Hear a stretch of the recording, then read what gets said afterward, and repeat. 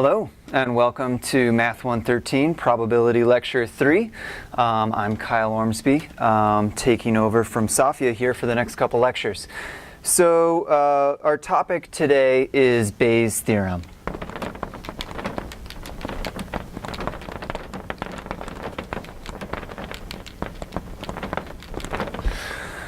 And this is all related to independence, which we learned about in the last lecture. So let's start by reviewing that briefly.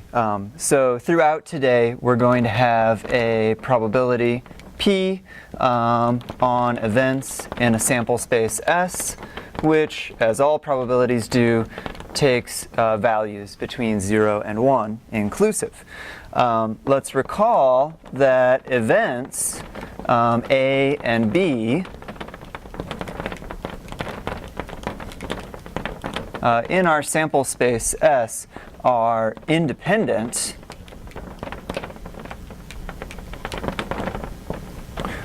if and only if, this is a definition, the probability of A and B happening is the same as the product of the probability of A and the probability of B.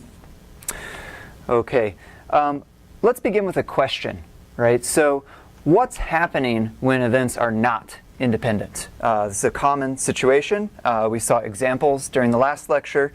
Let's dig in to what's happening there.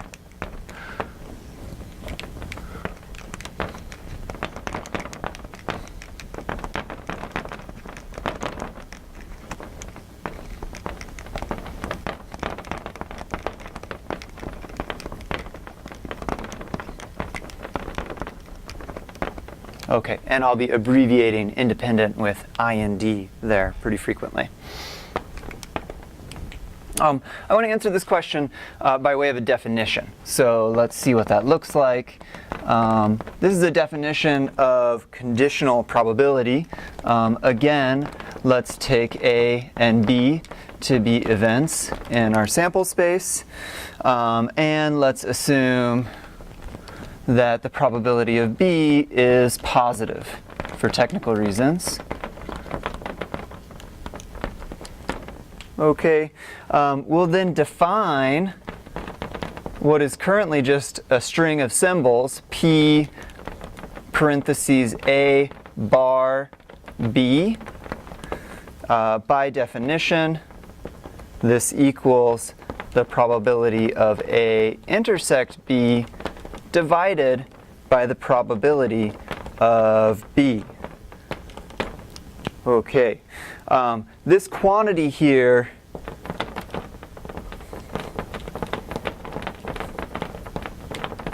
is a conditional probability .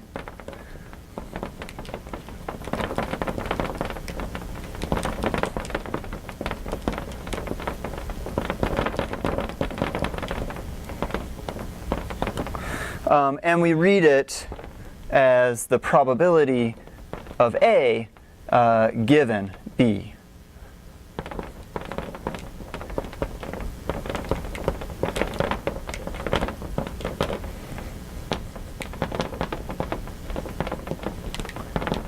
Okay, so B is the condition we exist in, and then given that condition, how probable is A? We see exactly that happening here in this quotient, right?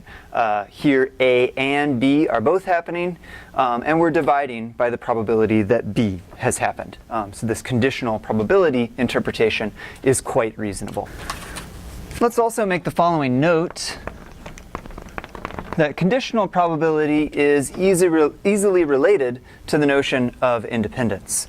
Namely, A and B, our events, are independent if and only if the probability of A given B is equal to the probability of A. Okay, this is simply by definition. Recall that this quantity is the probability of A intersect B divided by the probability of B. So when we multiply through by the probability of B, we see probability of A and B equaling the product of the probability of A and the probability of B. Good. Okay. Interpretation here is that the occurrence of B does not make the occurrence of A any more or less likely. All right, so we see then that independence has something to do with the probability of A not depending on the probability of B in any way. Okay, here's an example wherein we will calculate some conditional probabilities. It'll be a coin tossing example. In all of my examples, unless I state otherwise, we're going to use a uniform probability distribution, right, where we just divide the cardinality of the event by the cardinality of the sample space. So in this example, let's toss a fair coin 4 times. If we don't see the results of this tossing,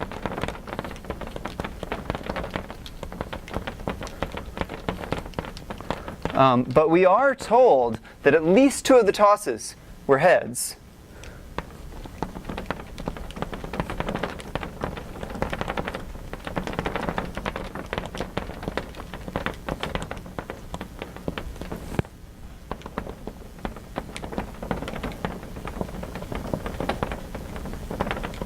In that case, what is the probability that all 4 tosses are heads?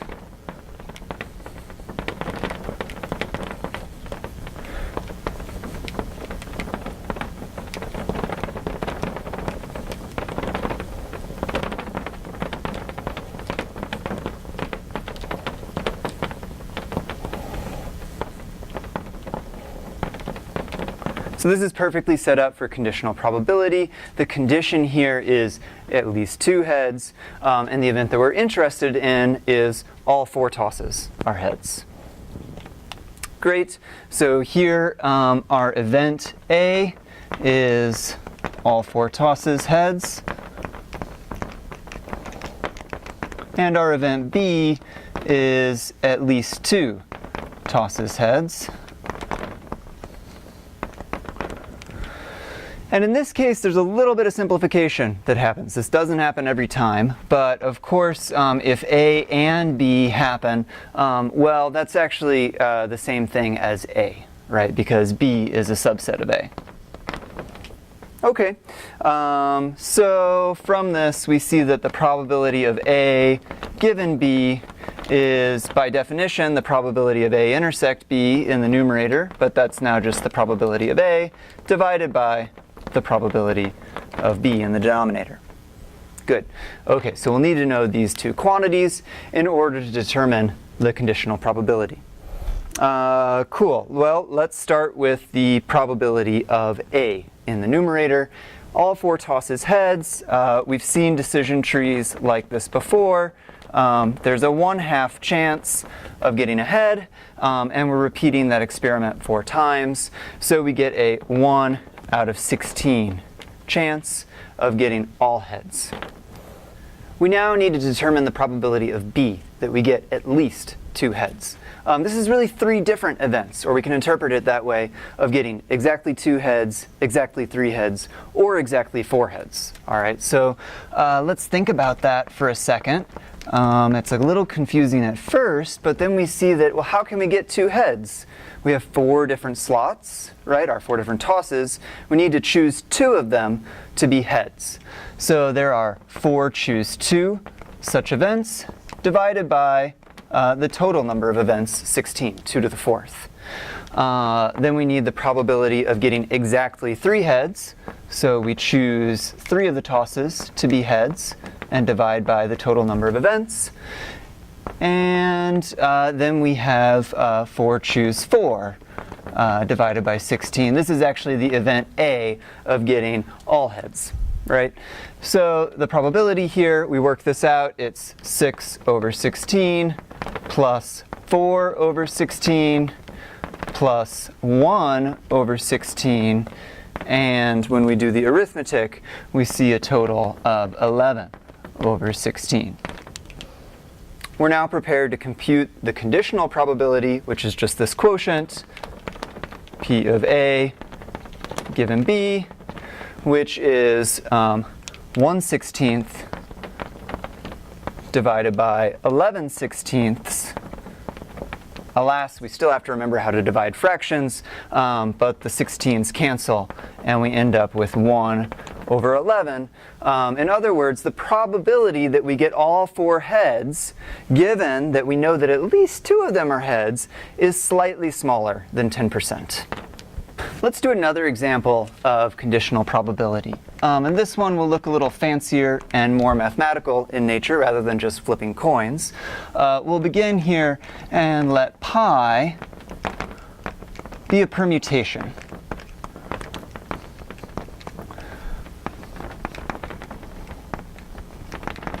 So a note here for folks in Safia's section, I don't know if you use this notation. Here, n with an underline is the set 1, 2, etc. up to n, where n is some natural number. Okay, so this is just a bijection from the set 1 through n to itself. Good. We've heard about these permutations before, certainly. We can do probability theory with them. Let's let A be the event that the value that pi takes on 1 is larger than the value it takes on 2. Okay, there's a certain symmetry here. Clearly this is going to happen 1/2 of the time, right? We know that these aren't equal, right? And this is a random permutation. So it's either bigger than or smaller than, and it's going to be bigger than half of the time.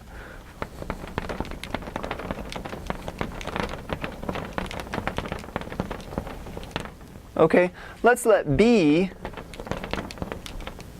capital B, be the event,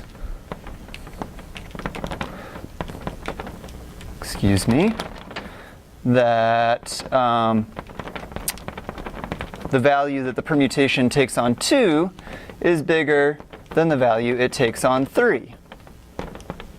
This also happens 1/2 of the time for the same reason.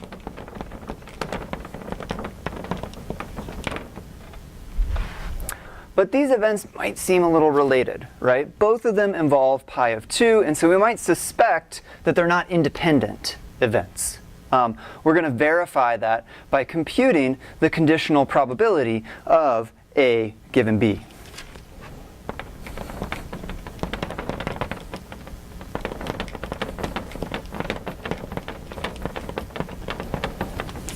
Okay.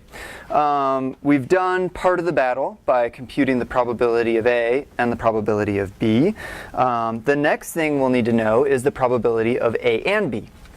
So A intersect B is the event that both of these conditions hold, namely that pi of 1 is bigger than pi of 2, and pi of 2 is bigger than pi of 3. Okay. How often does this happen? Well, again, 1, 2, and 3 get sent to random numbers that aren't 1, 2, and 3, respectively, right? And there's going to be some ordering relation between them. We can order them once the values are given.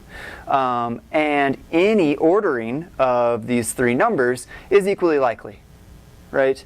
So we really just need to ask, how many different orderings of 3 numbers are there? And the answer there, of course, is 3 factorial, which is 6. Okay? So we see that the probability of A intersect B is 1/6. And again, this is just thinking of reordering the elements.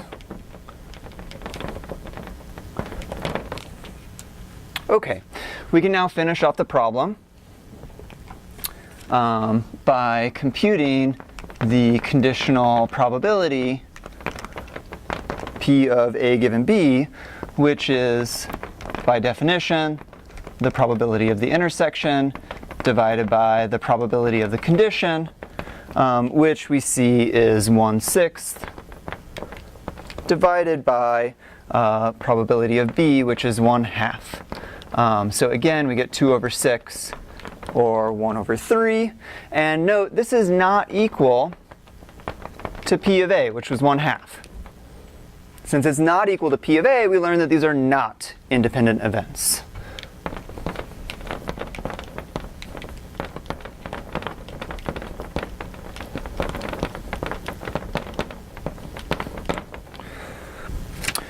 At this point, I should probably deliver a warning. Okay, so here's our curve in the road sign. We have to be careful reasoning about independence.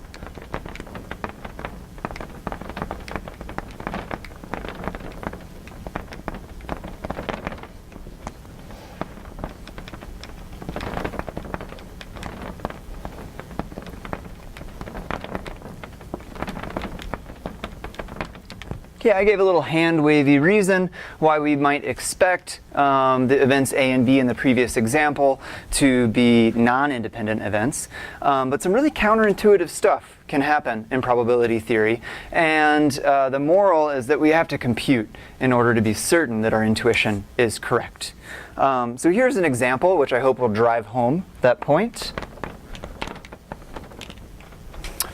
So this is a real-world example. It happened during the 2016 and 2017 Ren fairs.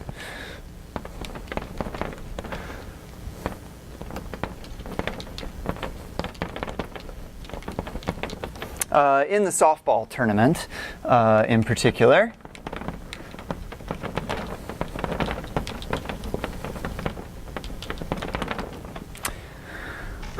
During this tournament, a professor, namely Professor Phim Jix,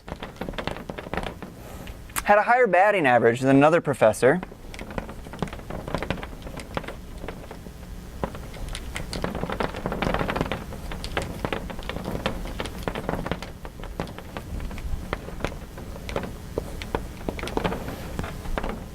Namely Professor Pavid Durkinson.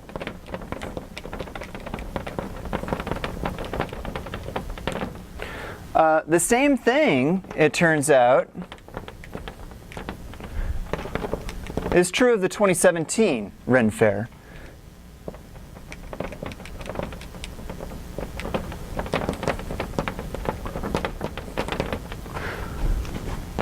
I'll now ask a question, which is, does it follow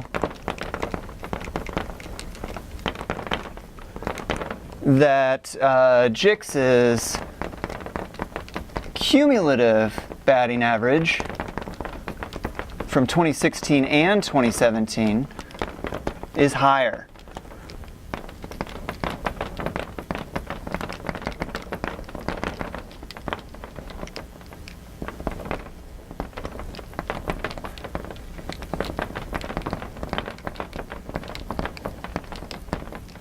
Okay, given the warning sign here and the build-up, you can anticipate that the answer is no, not necessarily.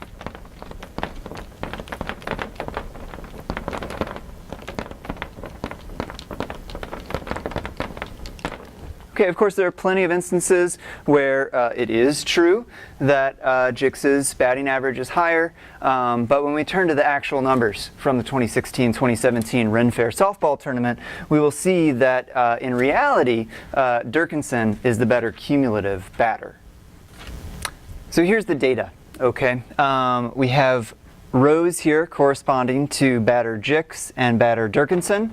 We'll look at their hits, their at-bats total, and the batting average that results. Now, batting average is the quotient hits divided by at-bats. In other words, it's the probability that the batter gets a hit in that season.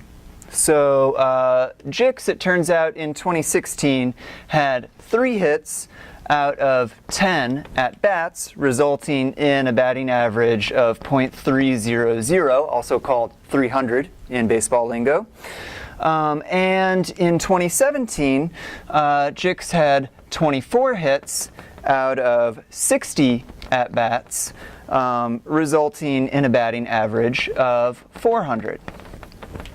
Meanwhile, Durkinson in 2016 had 10 hits out of 30 at-bats, resulting in a batting average of .333. But in 2017, Durkinson pulled a muscle during the first game. He only had 3 hits out of 5 at-bats, resulting in a batting average of 600, but very few at-bats. So we see here that this is the setup of the problem. In both seasons, 2016 and 2017, Durkinson has a higher batting average than Jix. What happens cumulatively, though, in both the 2016 and 2017 seasons? Well, in the non-average rows, we just add up these totals. We see that Jix had 27 hits out of 70 at-bats. When we take the quotient, 27 over 70, we see that Jix batted 386 cumulatively. Durkinson, meanwhile, has 13 hits out of 35 at-bats, which is a rather good batting average of 371, which is nonetheless smaller than Jix's batting average of 386. So here, despite the fact that in each individual season, Durkinson has a higher batting average, cumulatively, Durkinson is the worse hitter, although both are quite admirable. This phenomenon is bizarre enough that it completely killed the audio on the video. So it's called Simpson's paradox, but it's not really a paradox.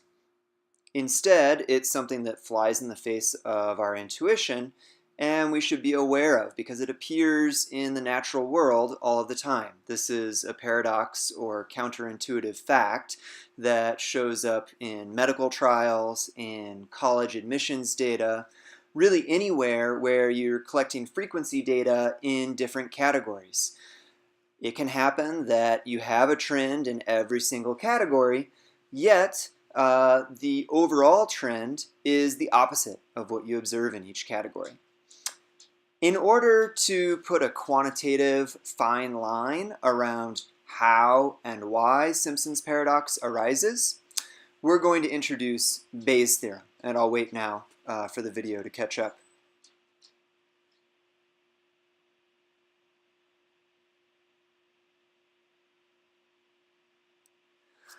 Okay, so Bayes' theorem starts with two events, A and B, in a sample space S. And they have to have some special properties. First off, they're mutually exclusive, so their intersection is empty. Additionally, their union has to be the entire sample space. So this is sometimes called a partition of the sample space into A and B.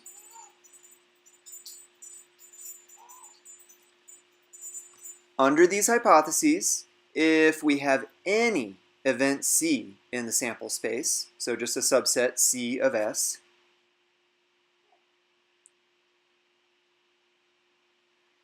then we can compute its probability in terms of conditional probabilities.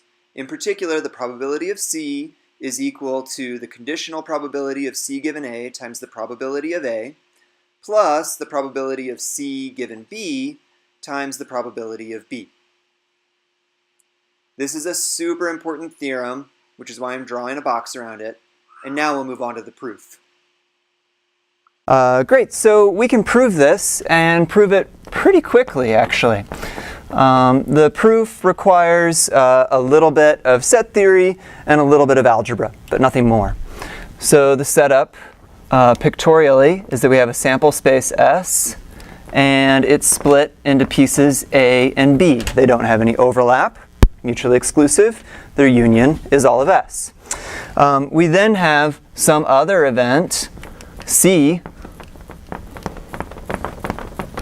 and from this Venn diagram, we easily see that when we split C into its A piece and its B piece, this part over here and this part over here, we get all of C. Similarly, if we take C intersect A and intersect that with C intersect B, we get the empty set, all right, because A intersect B is empty. Because C is partitioned this way, the axioms of a probability distribution tell us that the probability of C is the probability of C intersect A plus the probability of C intersect B. Fabulous. That's a nice, simple expression for the probability of C, which we derived from set theory. Meanwhile, we can do some algebra on the right-hand side of Bayes' theorem. When we take the conditional probability of C given A and multiply by the probability of A and add that to the probability of C given B times the probability of B, by definition, this conditional probability is the following quotient: the probability of C intersect A divided by the probability of A. And similarly, we have the probability of C intersect B divided by the probability of B for the probability of C given B. Writing out the rest of the expression, we see that we get very nice cancellation on these terms. And what's left is exactly P of C intersect A plus P of C intersect B. By set theory and the axioms of a probability distribution, we know that's the same as the probability of C, and so we have proven Bayes' theorem. Let's now use Bayes' theorem to interpret the situation during the Ren Fair softball tournament. So recall, Bayes' theorem was this statement.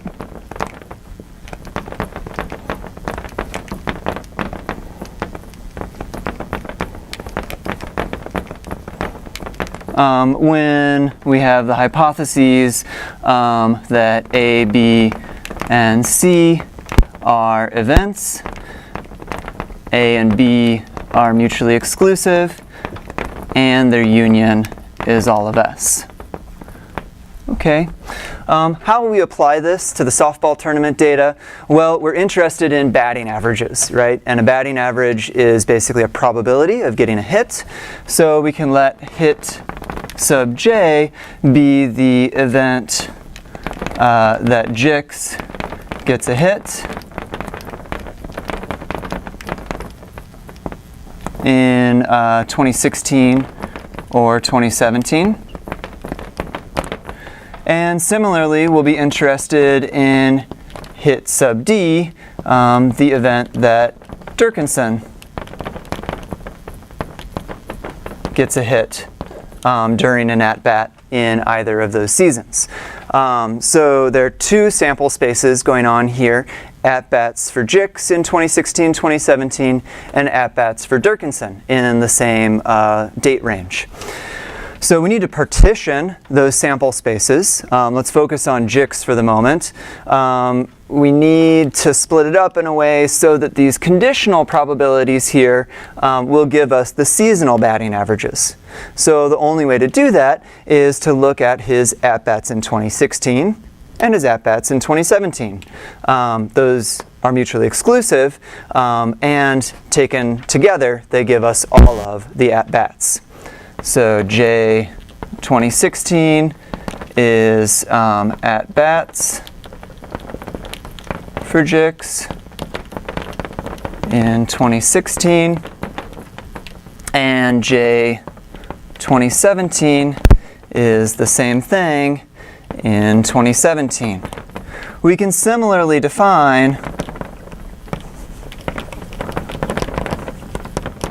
D sub 2016 and D sub 2017 to be at-bats for Durkinson in 2016 and 2017, respectively. We're now in a situation where we can apply Bayes' theorem.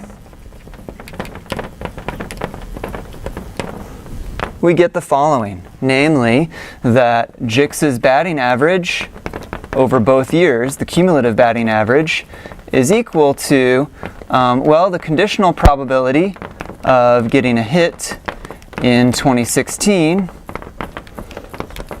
times P of J 2016 plus the conditional probability of getting a hit in 2017 times the probability of J 2017. Similarly, the probability of Durkinson getting a hit in either year is the same statement with all of the J's replaced by D's.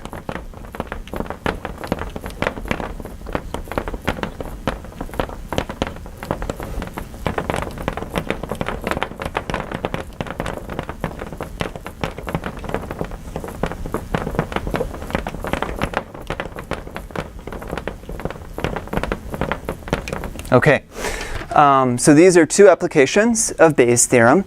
And now let's think, right? So what did we get from the question setup, right? Initially, we were posed this riddle. We know that in 2016, Jix is let me check my notes here, inferior hitter to, right? So we know that we have that inequality between those conditional probabilities.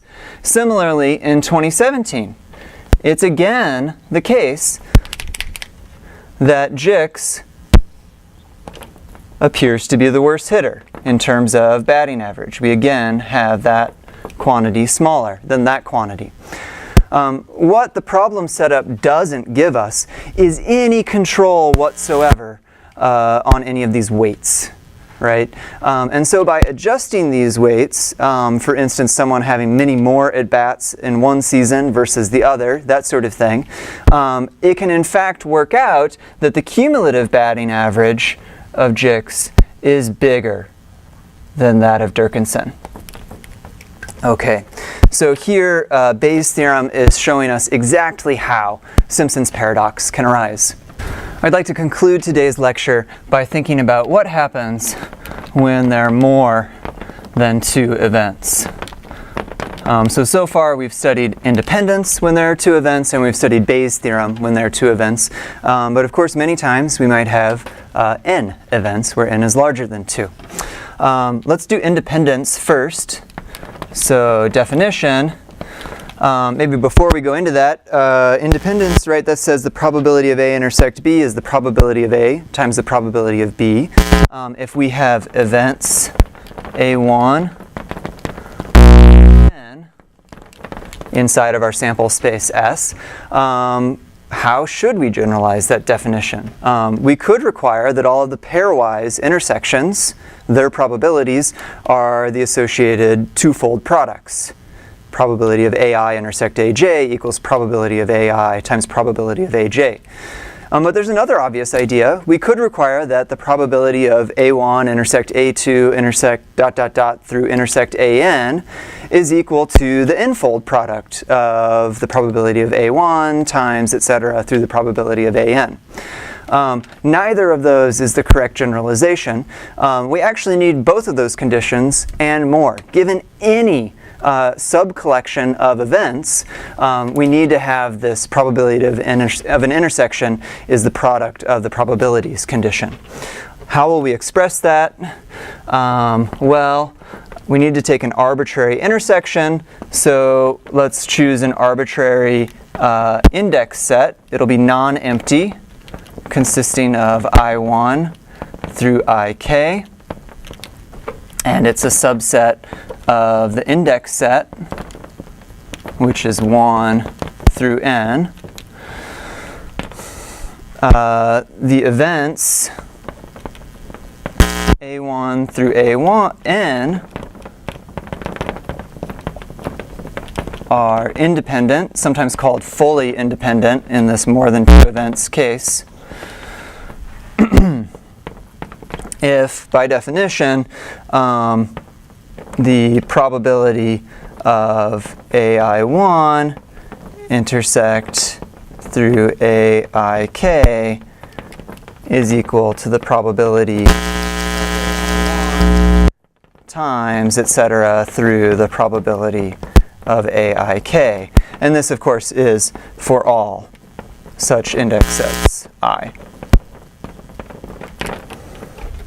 Okay, this generalizes independence. You'll get to dig into this concept a bit in your homework.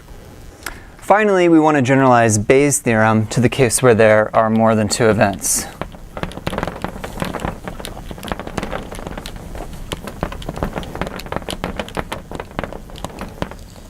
And let's start with our picture here. Remember, Bayes' theorem started with a partition of the sample space. Now our partition of S is allowed to have more than one piece.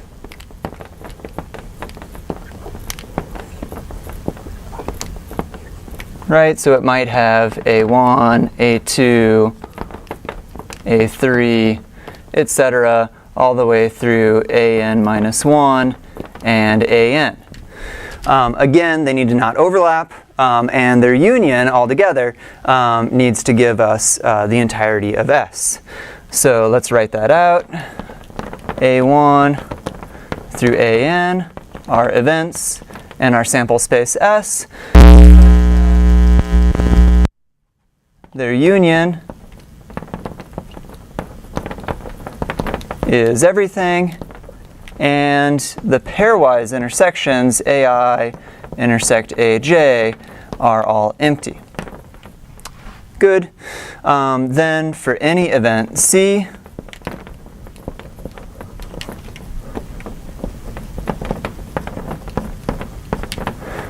we have that the probability of C is again a weighted average of conditional probabilities, namely the probability of C given A1 plus the probability of C given A2 plus etc. till our final term, the probability of C given AN times the probability of AN. So again, conditional probabilities are the things that we're taking the weighted average of. The proof here is no more complicated than the proof that we gave in the two-set case. So as a moral exercise, go ahead and think through how the same sort of set theory and algebra implies this equality. That's all for today. I will see you during our next class and our next video lecture.